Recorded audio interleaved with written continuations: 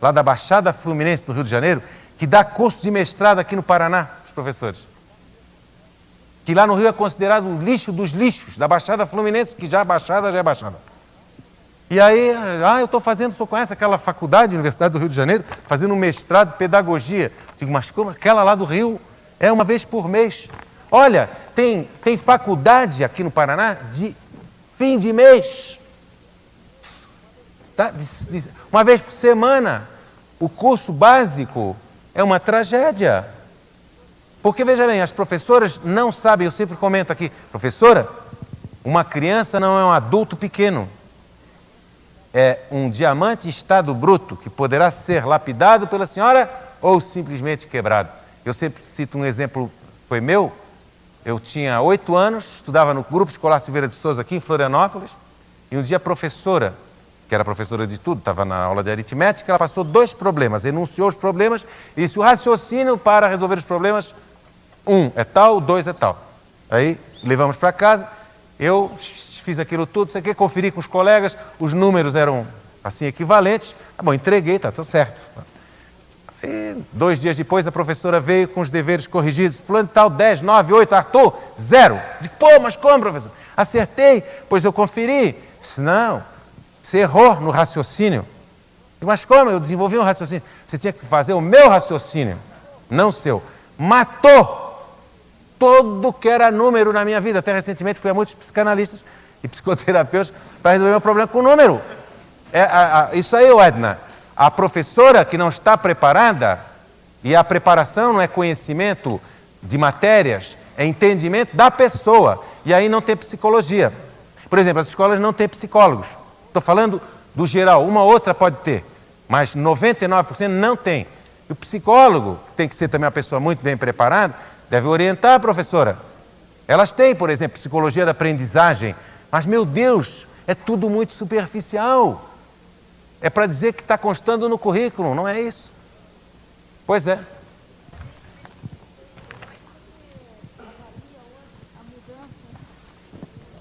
Falar em microfone. Dentro desse conceito, como é que você avalia hoje essa mudança do ensino, né? Que eles estão alterando em algumas escolas, eu acho que a tendência em todas as escolas, você avaliar não só através de notas, e sim de conceitos, né? E é difícil, porque você acaba transformando uma criança no mini adulto, né?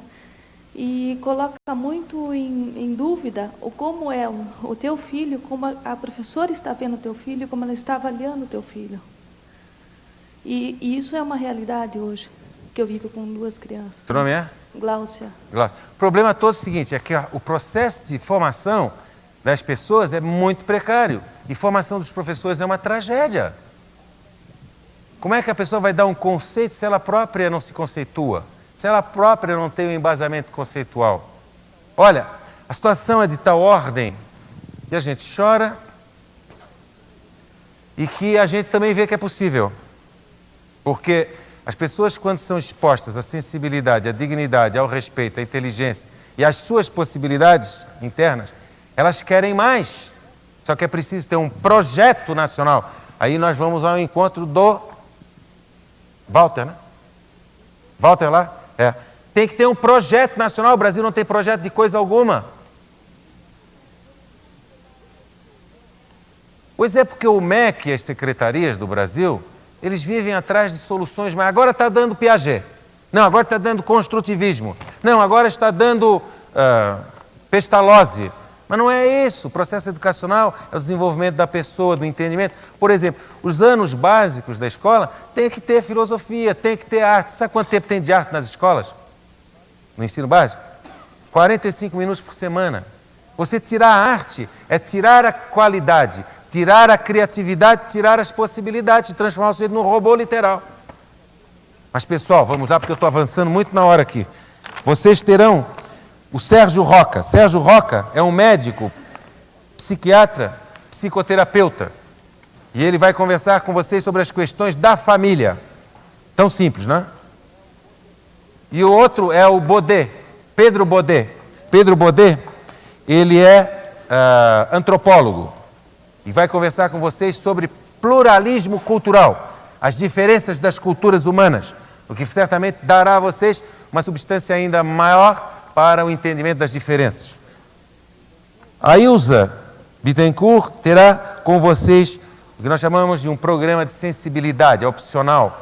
Todas as tardes, ela estará aguardando as pessoas que estiverem interessadas na sala número 6, lá do Jean-Jacques Rousseau, para relaxamento, meditação, Tai Chi Chuan, esses exercícios orientais, indianos e daquela região ali, não é? Que é muito interessante, a Ilza é muito sensível.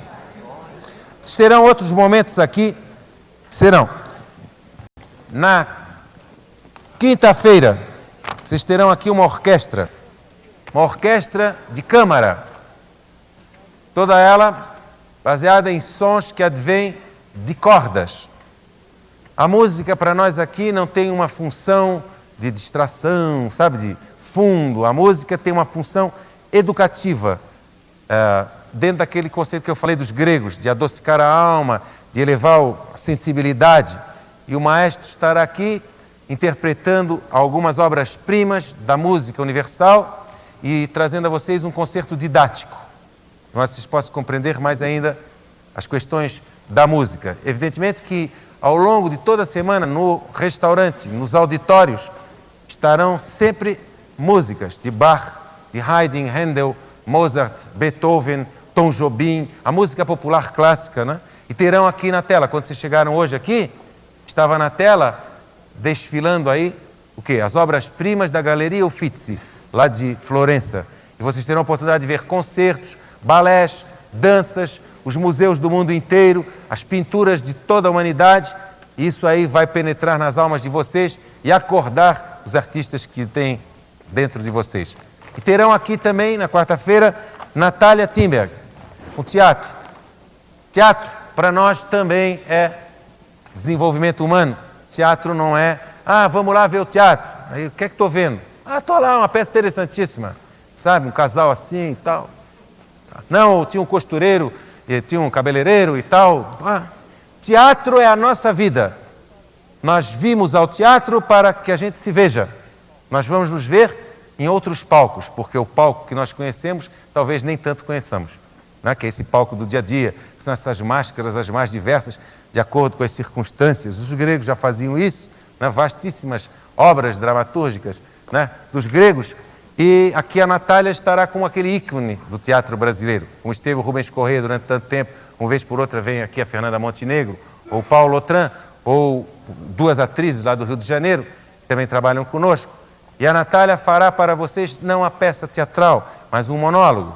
Esse monólogo é uma resta poética de poemas que foram organizados, compilados por uma psicanalista lá de São Paulo, a Beth Miller, e são poemas de Fernando Pessoa, poemas de Drummond, de Vinícius, de Bandeira, e que versam sobre assuntos tão banais como o amor e a paixão.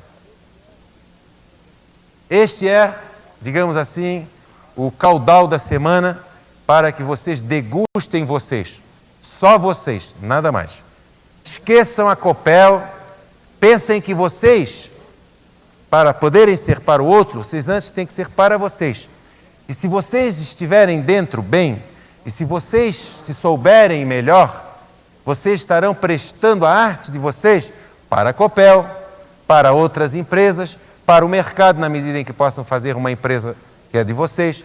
Em suma, vocês estarão mais independentes dentro de vocês. Esta é a grande questão do processo educacional que, indo ao encontro da Edna, pode começar no período que antecede o primário, em casa. E pode começar com a biblioteca dos pais, com o pai ou a mãe com um livro na mão, com os bons vídeos, um bom cinema, porque os referenciais maiores nossos são os nossos entes mais próximos, pai, mãe, tios, avós, e são os professores. E depois nas empresas, nas organizações junto às quais nós prestamos nosso serviço. Agora, vamos prestar muito mais do que esse serviço, vamos prestar a arte. Eu gostaria que vocês vissem agora este filme, que é um compacto, Sociedade dos Poetas Mortos. Esse filme é da década de 80 e ele traz ao nosso entendimento, à nossa reflexão, as questões que eu estou colocando aqui. É uma escola secundária nos Estados Unidos, no estado de Nova York, Welton, considerada a melhor, aquela que prepara os jovens que vão entrar nas grandes universidades, Princeton, Yale, Harvard, Columbia, daí vai. E que se tornarão os executivos das grandes corporações americanas, os funcionários qualificados do governo americano, da diplomacia, etc. E esses meninos estão nessa escola há 100 anos, que se sucedem, ali todos eles engravatados, com terninho, tudo certinho, bonitinho, naquelas aulas mortas, onde o professor vem e dá o que o establishment pede, que o sistema pede. Aquela aula de latim que é o deslatim, em que um professor vai declinar agricolar, agricoliza, agricolar, parará, papá. Agora, repitam, nem olha para ninguém, não tem relação nenhuma. E vem um outro, vai falar sobre trigonometria. E se você não fizer corretamente, já leva menos um ponto. É a pedagogia do medo. E todos têm essa postura. Ganham muito bem. 7, 8, 10 mil dólares por mês. Na Suíça, por exemplo, os professores de ensino básico ganham 10 mil dólares por mês. Isso não quer dizer que sejam excepcionais. E esses que vocês vão conhecer, todos assim. Até que vem a aposentadoria, foi para os aposentos, o professor de inglês, e o substitui, então, o John Keating, que é o professor que vai revolucionar. Foi aluno daquela escola, depois lecionou em Londres e voltou para o Elton. E era professor de inglês e literatura. E ele vai acordar os meninos. Ele vai propor que os meninos saiam da sala de aula e vejam, olhem e vejam as fotos dos seus antecessores, já fotos assim esmaecidas pelo tempo. E ele leva os meninos a começar a pensar. Os meninos nunca pensaram. Ao não pensar, você é manipulável. Você é objeto de informações, você nem sabe o que é aquilo. É uma vaca de presépio. E ele vai tirar os meninos daquela modorra e vai levar os meninos até descobrirem eles próprios que tem dentro deles poemas. Simbolicamente pode ser tantas coisas. E os meninos vão trabalhar no seu poema. E os meninos vão recitar poemas impensáveis, porque não sabiam que havia poemas, como não sabiam que havia nada dentro deles. Havia apenas um cérebro cheio de neurônios, capaz de registrar informações e depois cumprir as regras do sistema. Um outro até, aquela ovelha desgarrada, sai, vai embora, mas a maioria fica assim. E ele ali vai e se apresenta como um revolucionário. O final do filme eu falo para vocês na sexta-feira. Mas é interessante vocês verem isso e como que a ciência entra na questão, para que a gente então faça um primeiro encerramento. Tudo bem?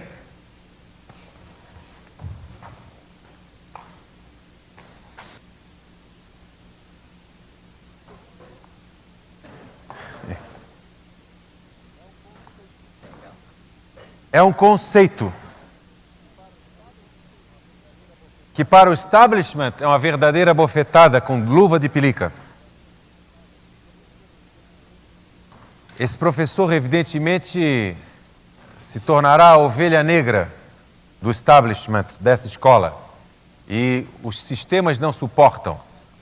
E na sexta-feira vocês terão a oportunidade de uma conversa final conosco, de entender melhor ainda todas as bases desse conceito e das sementes nas pessoas, na medida em que não adianta expulsar a pessoa quando essa pessoa expôs ideias, expôs conceitos, ética, respeito.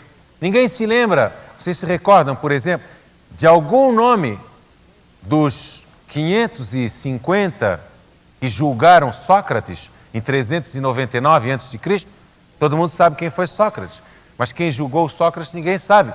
E quem o condenou à morte pela cicuta também ninguém sabe. Todos se lembram de Sócrates. Essas ideias, esse pensamento da humanidade, isso aí ninguém expulsa, porque é tão subjetivo. E vocês tiveram a oportunidade de ver aqui algo de muito importante, que eu vou desenvolver com vocês ao longo da semana nas sessões que nós teremos. É o problema da ciência. A ciência invadindo a literatura. A ciência através do J. Evans Pritchard, PhD, aquele professor que fez o livro O que é Poesia. E aí tem introdução. E o menino vai lendo e ele manda rasgar. Como é que vai alguém medir um poema? Um poema de Vinícius de Moraes, de Bandeira, de Paul Éluard, de Paul Claudel, de Baudelaire. Não. Se o poema tiver nos versos tais características, se traça na linha horizontal E depois, se tiver na linha vertical, na combinação das linhas, você terá um poema bom, mais ou menos, ou notável. Isso não é mensurável. Uma pintura de um Rembrandt, uma pintura de um Picasso, a pintura de um Renoir, de um Monet, não dá para medir. Ninguém vai medir, por exemplo, a Pietà do Michelangelo. É imensurável. Mas o que é que houve? Que a ciência entrou nas universidades e que quis medir tudo. Ela quis dar ciência a tudo, até aquilo que não é científico. Isso tudo nós vamos examinar, fazendo uma retrospectiva às bases culturais do Ocidente, civilização judaico-cristã, greco-romana, todo o processo de domínio que aconteceu na realidade do cristianismo em relação ao Império Romano, as questões da conversão do imperador Constantino em 337, da nossa era, evidentemente, ao cristianismo, o cristianismo como a religião oficial do Império Romano, o estabelecimento do pensamento, da filosofia, da visão do mundo a partir da Igreja, ao longo da Alta Idade Média, da Baixa Idade Média, da Revolução Comercial do século XIII, da Inquisição, do nascimento do pensamento científico que foi resgatado lá na Grécia e na Roma antigas, a Renascença, a Reforma de Lutero, a Contra-Reforma, as implicações disso tudo na economia mundial hoje, sobretudo na inexistência de um capitalismo no Brasil e o setor privado e o capitalismo nos países do Ocidente, sobretudo América do Norte, Estados Unidos em particular. Vamos examinar o pensamento científico elevado às alturas e a escrita, na medida em que aquela época, na segunda metade do século XVI, Giordano Bruno, um monge católico, dominicano, de Veneza, escreveu, conversou, trocou as ideias a respeito da Terra como uma esfera, da Terra girando em torno dela, do espaço sideral em contraposição aos dogmas estabelecidos pela Igreja. Vamos examinar Galileu, o nascimento da ciência, Newton, Leibniz, Spinoza, a Revolução Industrial, o sistema que foi estabelecido no final do século XVIII, ao longo do século XIX, que determinou o tipo de educação que o Ocidente deveria ter. E o mundo hoje, em decorrência de tudo isso. E como que nós pensamos o que pensamos? Por que pensamos assim? Qual é a nossa mentalidade? Quais são as nossas dificuldades em relação ao trabalho? Por que a arte foi relegada a nenhum plano? Por que só determinadas categorias podem ler, as outras não leem? Que mundo está diante de nós? Que tipo de educação hoje já se discute no mundo? É a educação para formar pessoas para o trabalho? Ou é a educação para desenvolver as pessoas para a própria vida, fazendo do trabalho uma arte, tal como pensaram os gregos? A Paideia, que é uma obra grega, ela imagina o ideal de educação do ser humano, que é a educação da pessoa. E tudo mais é uma decorrência da educação da pessoa. Nós, a partir da própria Revolução Científica, a partir do desenvolvimento da economia e, sobretudo, a partir da visão do Adam Smith, que lançou sua grande obra que todo mundo conhece, que é sobre a riqueza das nações, né? Esse 1776, que coincide com a independência das 13 colônias americanas, ali ele estabelece as bases do capitalismo. E é exatamente no final do século XVIII, ao longo do século XIX, que se estabelecem as bases da possibilidade de sucesso de uma economia.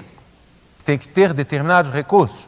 Recursos tecnológicos, financeiros, científicos, naturais e recursos humanos. Nós fomos então colocados no cestão dos recursos e deixamos de ser pessoas e passamos a ser vistos como recursos manipuláveis, empregáveis, demissíveis, aposentáveis e, sobretudo, nós passamos a ser robôs das organizações. Não interessa se são empresas públicas, privadas. Os primeiros momentos disso tudo foram muito bem analisados por Karl Marx e Friedrich Engels no Manifesto do Partido Comunista e no próprio Capital, os grandes problemas decorrentes da Revolução Industrial. Só que hoje as questões são muito mais complexas. Hoje, com o desenvolvimento da ciência, o desenvolvimento da tecnologia, a categoria chamada homem, que engloba o sexo masculino e feminino, contempla sobretudo, a tecnologia, que ele, homem, desenvolveu muito além de si próprio. E ele desenvolveu tão além, mas tão além, que hoje a mão de obra tradicional está dispensada. A cabeça de obra tradicional está dispensada. Todos os sistemas eletrônicos ocupam o lugar da antiga mão de obra e da antiga cabeça de obra. E o desemprego é devastador em todo o planeta. O Brasil é uma outra questão, pior ainda. Mas para onde é que vai isso tudo? O que é que vai acontecer na medida em que nós quase não sabemos nada de nós? Na medida em que os primeiros cadáveres começaram a ser pensados em dissecação no século XIII, século XIV, a igreja não admitia e demorou muito o desenvolvimento da medicina.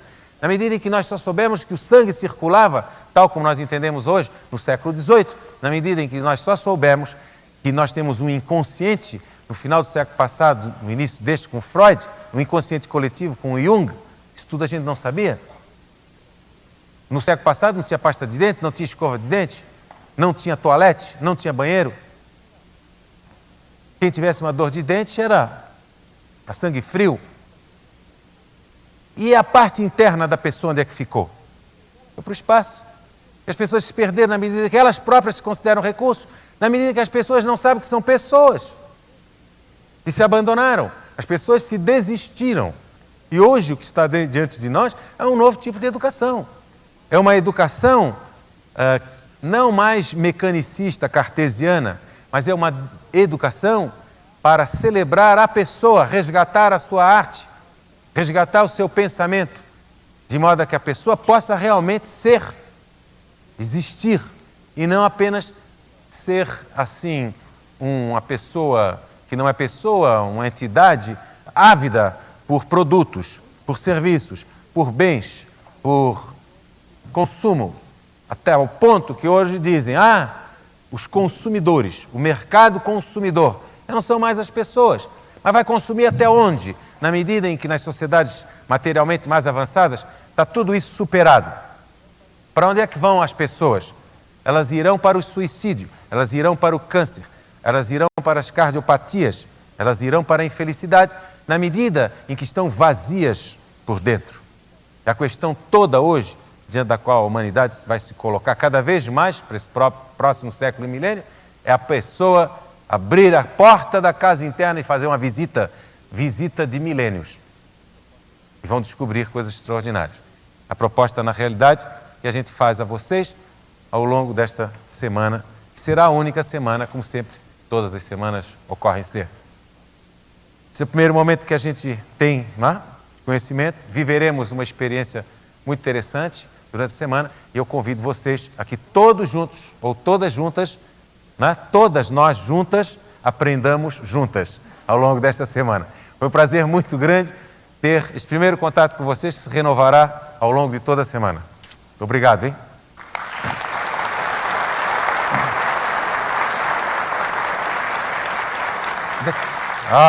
Ali está chegando o deputado Hélio Costa, veio diretamente de Minas Gerais, onde é candidato ao governo. Hélio, você está atrasado, você sempre... Olha, essa turma aqui é notável. O lado feminino já está emergindo, os sorrisos são amplos. Tem sorriso, né? O Hélio é aquele jovem que eu falei, tem 90 anos de experiência, não vou revelar, ele o fará. Tudo bem, vamos lá. Hélio, vai lá. Já podemos? Muito boa noite a vocês todos aí da Copel.